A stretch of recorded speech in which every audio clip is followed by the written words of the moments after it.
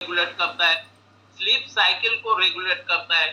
जो हम स्लीप की बार बार जो कहते हैं ना आपको 7 से 8 घंटे सोना चाहिए, तो वो क्योंकि हार्मोन्स की वजह से ही ये होता है। अब वो क्या डेवलप करते हो बताता हूँ। ग्रोथ और डेवलपमेंट के लिए हार्मोन्स का काफी योगिता है। हमारे को थ्रस्ट यानी प्यास लग रही है, भूख लग रही है, उसके कंट्रोलिंग को, उसको बताने के लिए, उसके मैसेज को हमारे ब्रेन में पहुंचाने के लिए इसका बहुत ही महत्वपूर्ण रोल है। हमारे बॉडी को टेम्परेचर, बॉडी का जो टेम्परेचर रहता है नॉर्मल टेम्परेचर को मेंटेन करने के लिए भी हार्मोन्स का काफी उपयोगिता है। हमारे मूड स्विंग्स को, कॉग्निटिव जो फंक्शंस है उनको भी ये कंट्रोल करने की इसमें क्षमता होती है। उसी प्रकार से सेक्सुअल डेवलपमेंट और रिप्रोडक्शन के लिए भी बहुत ही इंपॉर्टेंट रोल अदा करता है हमारा ये हार्मोन्स। तो दोस्तों आपने ये कुछ फंक्शंस यहाँ पर देखे। अब मैं बताने चाहता हूँ कि टाइप्स ऑफ फंक्शंस और टाइप्स क्या है हार्मोन्स के। हमारे वेरियस जो फंक्शंस होते हैं उसमें डिफरेंट टाइप के हार्मोन्स जो होते हैं प्रोड्यूस होते हैं और वो फंक्शंस में एक्टिवेट होते हैं। जैसे पेप्टाइड हार्मोन्स जो होता है, ये हार्मोन्स क्या करता है, हमारे एमिनो एसिड्स को, जो हमारे प्रोटीन को हमने क्या कहा कि बिल्डिंग ब्लॉक कहा है, तो अमीनो एसिड को वो जो कि वाटर सॉल्युबल है उसमें ये हार्मोन्स बहुत ही उपयोगी सिद्ध होता है। पेप्टाइड जो हार्मोन्स है वो हमारे को कहाँ से, मेम्ब्रेन, सेल मेम्ब्रेन से निकलता है। जैसे कि एग्जांपल यहाँ पे बताया गया है कि इंसुलिन, जो इंसुलिन जो है ये इंपॉर्टेंट पेप्टाइड हार्मोन्स है जो हमारे पैनक्रियास में रहते हैं। यहाँ के एक डायग्राम में भी, ये पिक्चर में भी देख सकते हैं कि कुछ फैट सॉल्युबल हार्मोन्स रहते हैं, कुछ वाटर सॉल्युबल हार्मोन्स रहते हैं और वो प्लाज्मा मेम्ब्रेन के साथ में मिलकर के ये जो है रिसेप्टर एंडोलेटर यहाँ पर ये वर्क करते हैं। तीसरा होता है स्टेरॉयड हार्मोन। स्टेरॉयड हार्मोन्स क्या करते हैं, फैट सॉल्युबल हार्मोन्स होते हैं जो हमको सेल्स मेम्ब्रेन्स के थ्रू पास किए जाते हैं। जैसे कि एग्जांपल है sex hormone such as testosterone, oestrogen और प्रोजेस्टेरोन। ये जो है सेक्सुअल हार्मोन्स इनको कहते हैं, जो स्त्री और पुरुष दोनों के लिए काफी उपयोगी होते हैं। जब इसमें कुछ कमियां आती हैं दोस्तों, तो हमारे इनफर्टिलिटी वगैरह में भी प्रॉब्लम आता है और सेक्सुअल डिस्फंक्शंस में भी प्रॉब्लम्स आता है, इसमें पुरुषों में भी और महिलाओं में। अब यहाँ पर जो एंडोक्राइन ग्लैंड है इसमें और इसके हार्मोन्स में क्या क्या, कौन कौन से मुख्य ग्लैंड है वो मैं यहाँ पर बताना चाहूंगा। सबसे पहले दोस्तों आपको इसके पहले भी मैंने बताया था कि एक सबसे महत्वपूर्ण जो ग्लैंड होता है उसको बोलते हैं हम पीनल ग्लैंड। और ये पीनल ग्लैंड कहाँ होता है, हमारे जो ब्रेन के मध्य भाग। इसको एक प्रकार से और हम ये भी कह सकते हैं कि ये थर्ड आई है, तीसरी आंख है, इसको हम ये पीनल ग्लैंड को कह सकते हैं। उसके बाद हम देखते हैं कि पिट्यूटरी ग्लैंड। पिट्यूटरी ग्लैंड बहुत ही छोटा होता है, सेमी के बीच के जैसा मैंने बताया था कि बहुत ही छोटा होता है और ये इसको मास्टर ग्लैंड कहा जाता है। क्यों मास्टर ग्लैंड कहा जाता है ये भी मैं बताऊं। थायराइड ग्लैंड, थायराइड के चैप्टर में भी आपको बताया गया था कि थायराइड ग्लैंड क्या होते हैं।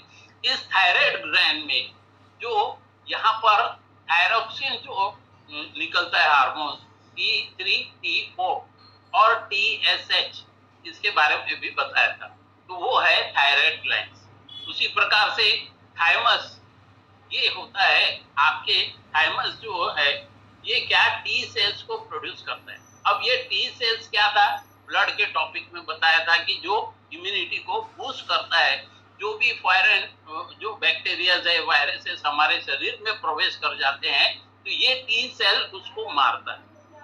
और ये टी सेल के फंक्शन में जो हमारे को महत्वपूर्ण भूमिका जो निभाता है वो हार्मोन्स है थाइमस, और इसमें हमारा इम्यून सिस्टम अच्छा होता है। थायराइड के बारे में बताया कि जो हार्ट रेट को भी जो है और कैलोरी जो बर्न होता है उसके इसमें काम आता है। एड्रेनल ग्लैंड्स जो है, तो एड्रेनल ग्लैंड्स जो रहता है दोस्तों, ये हार्मोन्स को कंट्रोल करता है किसके, सेक्स हार्मोन्स, सेक्स ड्राइव्स को, कॉर्टिसोल्स को एंड स्ट्रेस हार्मोन्स में इसका महत्वपूर्ण रोल है। पिट्यूटरी जो है, पिट्यूटरी ग्लैंड के बारे में मैंने बताया कि बहुत ही इंपॉर्टेंट और मास्टर ग्लैंड होता है। पैनक्रियास जो रहता है दोस्तों, ये पैनक्रियास काय में इन्वॉल्व होता है, आप सभी को मालूम है। जहां पैनक्रियास वर्ड आता है तो इंसुलिन हार्मोन्स के रिलेटेड होता है, जो बहुत ही इंपॉर्टेंट रोल अदा करता है काय में, ब्लड शुगर लेवल। जिसको भी डायबिटिक का अगर प्रॉब्लम आता है तो उसका पैनक्रियास ग्लैंड में जो हार्मोन्स का, इंसुलिन हार्मोन्स जो प्रोड्यूस करना रहता है, उसकी क्षमता कम होने के कारण वो डायबिटिक्स का शिकार होता है। उसी में टेस्टिस जो रहता है मेल में जो रहते हैं, वो मेन हार्मोन जो है इनबैलेंस होता है, तो पीसीओएस पीसीओडी का भी प्रॉब्लम्स आता है। और जब इनफर्टिलिटी होती है, जो व्यक्ति या जो महिलाएं कंसीव नहीं होती है, उनके लिए ये प्रॉब्लम यहाँ पर हमको देखने में आता है कि उनको ये हार्मोन्स जो है उसकी कमी होती है। यहाँ पर भी पिक्चर्स के द्वारा यहाँ पर बताया गया है पिक में कि जो हाइपोथैलेमस जो ग्लैंड होती है, उसमें TRH, CRH, DHRH, dopamine, somatostatin hormones, vasopressin hormones, pineal gland में मेलेटोनिन हार्मोन्स, पिट्यूटरी ग्लैंड में जीएच, टीएसएच, एसीटीएच, ये हार्मोन्स, उसमें ऑक्सीटोसिन जो है, ये हार्मोन्स उसमें प्रोड्यूस होते हैं। लीवर में आईजीएफ, टीपीओ होते हैं। थायराइड में T3, T4, कैल्सिट्रोनिन और पीटीएच, ये हार्मोन्स होते हैं। स्टोमक में गैस्ट्रिन, गैरलिन, हिस्टामाइन, स्टेन, ये हार्मोन्स प्रोड्यूस होते हैं। किडनी में देखिए उसी प्रकार से, पैनक्रियाज में उसी प्रकार से, हम जहाँ ओवरीज में देखते हैं, यूट्रस में देखते हैं, टेस्टिस में देखते हैं, जो मैंने अभी लास्ट इसमें डिस्क्राइब किया था। अब यहाँ पर देखते हैं कि मैन और वुमेन जो है, पुरुष और महिला में जो अफेक्टेड और इम्बैलेंस होता है वो इंसुलिन से, स्टेरॉइड हार्मोन्स जो ग्रोथ हार्मोन्स कहता है, और एड्रेनलिन ग्लैंड जो रहते हैं, उसके हार्मोन्स में ये कमी आने के कारण ही होता है। महिलाओं में एक्सपीरियंस हम देखा गया है कि इम्बैलेंस होता है एस्ट्रोजन में, जो प्रोजेस्टेरोन लेवल्स को कम ज्यादा करता है, जबकि जो पुरुषों में इसका जो इम्बैलेंस रहता है वो टेस्टोस्टेरोन लेवल में रहता है। इसीलिए उनमें जो है सेक्सुअल जो भावनाएं रहती है वो कम हो जाती है, लिबिडो का प्रॉब्लम आता है।